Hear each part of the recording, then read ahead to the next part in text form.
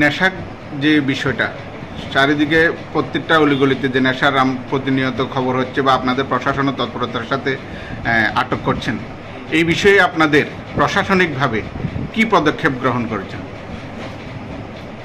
বিলোনিয়া থানার পক্ষ থেকে আমরা প্রত্যেক দিন অ্যান্টি লিগার red, anti gambling red, anti drugs red এগুলি আমরা চালিয়ে যাচ্ছি এবং আমাদের এই অভিযান আগামী দিনেও কন্টিনিউ চলতে থাকবে।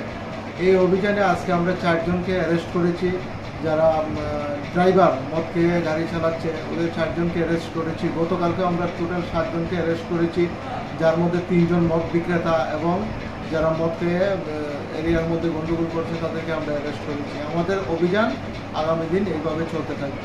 আচ্ছা, তো যে ড্রাগস, যে যুব সমাজে যে ড্রাগসের উপরে যে নির্ভরশীল হয়ে পড়ছে, চারিদিকে ড্রাগসের সাথে এইডসের আক্রান্তের বিষয়টাও উঠে আসছে, এই বিষয়ে ড্রাগসের বিষয়ে আপনাদের প্রশাসনিকভাবে কোনো উদ্যোগ আছে কি স্যার? ড্রাগস যারা ইউজার আমরা তাদের একটা লিস্ট তৈরি করছি এবং লিস্ট তৈরি করে তাদের গার্জিয়ানকে নিয়ে এবং ফারাল যারা আছেন তাদেরকে নিয়ে আমরা একটা কমিটি বানাবো এবং তাদের প্রতি আমরা